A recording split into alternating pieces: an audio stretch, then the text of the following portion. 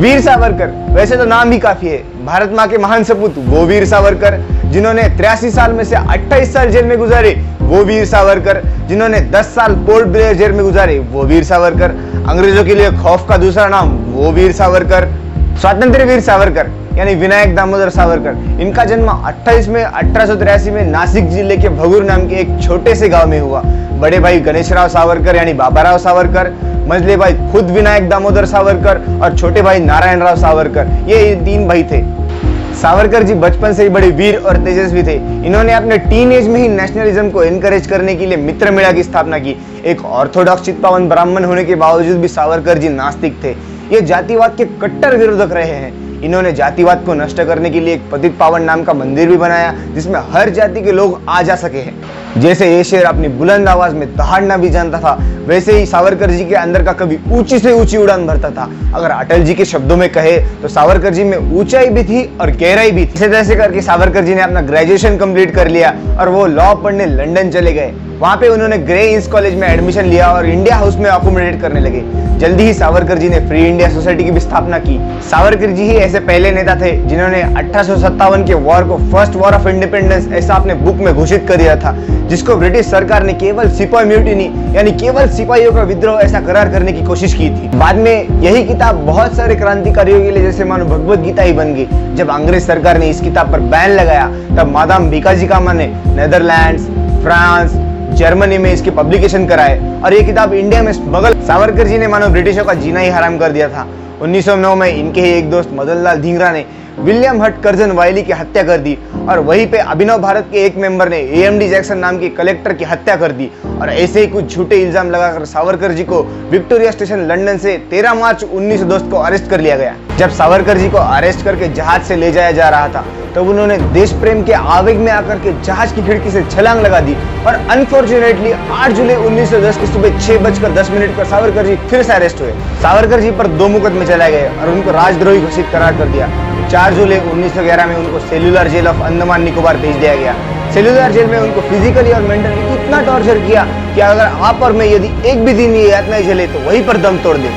उल्टा लटकाना, कोड़े पड़ना, 7-7 दिन तक बेड़िया लगाकर खड़े रखना, सॉलिटरी कन्फाइनमेंट, शायद ही किसी दूसरे क्रांतिकारी के साथ ये सब हुआ हो। और ये जो सो कॉल्ड सेक्युलर गैंग कहती है कि सावरकर जी ने तो ब्रिटिशों के सामने घुटने टिका दे, तो वो मेरी एक बात कान खोलकर सुन ले कि अंडमान की जेल तो वो जेल नहीं थी जहां पर अपने मनपसंद का कुछ मिलता था। अंडमान की जेल वो भी जेल नहीं थी जहां पर अपने पसंद के पर्दे मिलते थे। अंडमान की जेल तो वो भी जेल नहीं थी जहां पर 5 स्टार ट्रीटमेंट मिलती थी। अंडमान की जेल तो वो जेल थी जहां पर सावरकर जी को टॉयलेट जैसे प्राइवेट काम भी सबके सामने करने पड़ते थे। अंडमान की जेल तो वो जेल थी जहां पर कीड़े मकोड़ों वाला खाना मिलता था। अंडमान की जेल तो वो जेल थी जहां पर सावरकर जी को बैल की जगह पे कोलू पे लगाया जाता था। इनकी यातनाओं का अंदाजा आप इस बात से भी लगा सकते हैं कि इनके ही बड़े भाई गणेशराव सावरकर यानी बाबाराव सावरकर को अंडमान की दूसरे एक सेल में बंद किया था और सावरकर जी को ये बात पता भी नहीं थी। सावरकर जी सबसे ज्यादा विवादों में रहे इनके मर्सी पिटिशंस के कारण। हालांकि 2003 या 2004 से पहले ये बात कोई भी नहीं करता था, पर थैंक्स टू लेफ्ट हिस्टोरियंस 1911 में सावरकर जी ने अपना फर्स्ट मर्सी पिटिशन लिखा। वैसे ही 1913 और 1917 में भी लिखा। 1917 के एक मर्सी पिटिशन में सावरकर जी यहाँ तक कह देते हैं कि अगर ब्रिटिश सरकार सारे राजबंदियों को छोड़ दे और उन्हें रख ले तो सावरकर जी को उतनी ही खुशी होगी जितना उनको उनकी खुद की रिहाई पर होती। जेल में हंगर स्ट्राइक कर देना, नॉन कोऑपरेशन मूवमेंट, इसके लिए सावरकर जी को खौड़े भी पड़े तो सावरकर जी के डरपोक होने का तो प्रश्न ही नहीं उठता। इनके मर्सी पिटिशंस के लिए इनको कुछ लोग डरपोक भी कहते हैं। क्या सावरकर जी एकमात्र ही ऐसे नेता थे जिन्होंने मर्सी पिटिशंस लिखे थे? और अगर सावरकर जी को मर्सी पिटिशंस के लिए ही केवल डरपोक कहा जाए तो रामप्रसाद बिस्मिल या अशफाक उल्लाह खान को भी क्या डरपोक कहेंगे? रामप्रसाद बिस्मिल और अशफाक उल्लाह खान को जब फांसी दी गई तब इन्होंने तत्कालीन वाइसरॉय को एक मर्सी पिटिशन लिखी। मदन मोहन मालवीय ने भी 70 यूनाइटेड प्रोविंस यानी आज का उत्तर प्रदेश यहाँ से 70 साइन लेके मर्सी पिटिशन लिखी। रामप्रसाद बिस्मिल के पिताजी ने भी एक मर्सी पिटिशन लिखी। एक बार रिजेक्ट हुई तो दूसरी बार लिखी और दूसरी बार रिजेक्ट हुई तो तीसरी बार लिखी। क्रांतिकारियों की रणनीतियों को अगर आप ब्रिटिशों के सामने झुकना कहेंगे तो आप देश के साथ और देश की युवा पीढ़ी के साथ गद्दारी कर रहे हैं। और अगर मर्सी पिटिशन लिखना इतना ही खराब था तो गांधी ने नारायण राव सावरकर को सावरकर जी को जेल के अंदर से मर्सी पिटिशन लिखने को क्यों कहा? जो लोग कहते हैं कि सावरकर जी डरपोक थे तो वो मेरी एक बात कान खोलकर सुन ले। सावरकर जी अपने किसी भी कृत्य के लिए क्षमा प्रार्थी नहीं थे। ब्रिटिश अधिकारी रेजिनाल्ड फ्रेडॉक फ्रॉम होम डिपार्टमेंट अपने एक रिपोर्ट में ये कहते हैं कि सावरकर जी अपने किसी भी कृत्य के लिए रिपेंट नहीं करते। और इनके ही एक क्रांतिकारी दोस्त मच्छिंद्रनाथ सान्याल अपने एक पुस्तक मेरे बंदी जीवन में ये कहते हैं कि सावरकर जी और इन्होंने same to same mercy petitions लिखे थे, पर ये छूट गए और सावरकर जी अंदर रह गए, क्योंकि ब्रिटिशों का मानना ऐसा था सावरकर अगर छूट गए तो बॉम्बे प्रेसिडेंसी में बुझी हुई आग फिर से लग जाएगी। आखिरकार 6 जनवरी 1924 को बहुत सारे बंधनों के साथ सावरकर जी की रिहाई हुई। रिहाई के बाद भी सावरकर जी प्रत्यक्ष और अप्रत्यक्ष रूप से राजनीति में सक्रिय रहे। 1937 में सावरकर जी हिंदू महासभा के अध्यक्ष बने। इन्होंने अपने दूरदर्शिता का उदाहरण अपने बहुत सारे भाषणों में दिया। 1936 के एक भाषण में इन्होंने कांग्रेस को एक्सपोज कर दिया और 1942 के एक कानपुर के अधिवेशन में इन्होंने यहाँ तक कह दिया था कि भारत पाक पार्टीशन होने जा रहा है। सावरकर जी ने अपने राष्ट्रवाद के साथ कभी भी समझौता नहीं किया। इन्होंने Congress launch quit India movement of 1942 का प्रखर विरोध किया और ऐसा कहा कि द्वितीय महायुद्ध में हर हिंदू अपने आप को हिंदू कहकर एनलिस्ट कराए और शस्त्र कला सीख ले। जब शस्त्र की जरूरत पड़ेगी तो यही शस्त्र हिंदू ब्रिटिश सरकार के खिलाफ यूज करे। 30 जनवरी 1948 को नथुराम गोडसे ने गांधीवध करके वहीं पर सरेंडर कर दिया और 8 फरवरी 1948 को सावरकर जी को गांधीवध के मामले में अरेस्ट कर लिया गया और वहीं पर अक्विट कर दिया गया। सावरकर जी हमेशा ही भाषा के आधार पर विभाजन के विरोध में रहे। इनका यह मानना था कि अगर क्रांतिकारी भाषा के आधार पर विभाजित हुए तो उनकी एकत्रता की भावना में भंग आ जाएगा। वैसे तो सावरकर जी अहिंसा के ज्यादा समर्थक नहीं थे, पर सावरकर जी संवेदनशील कवि होने के साथ साथ बेहद ही प्रखर क्रांतिकारी।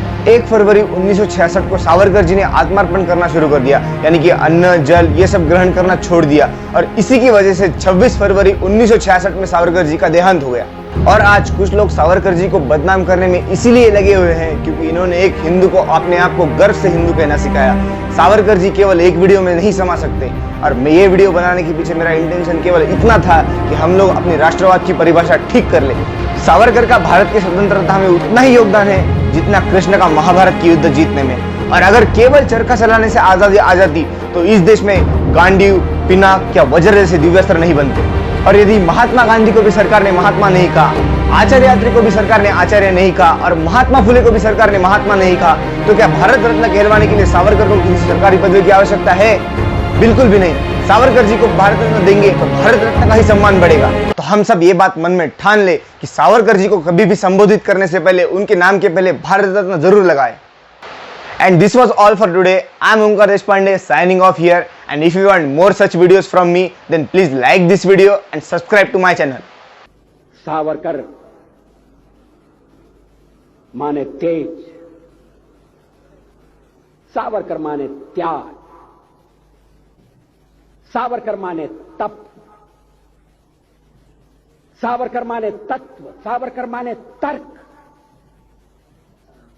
सावरकर माने तारुण्य, सावरकर माने तीर, सावरकर माने तलवार,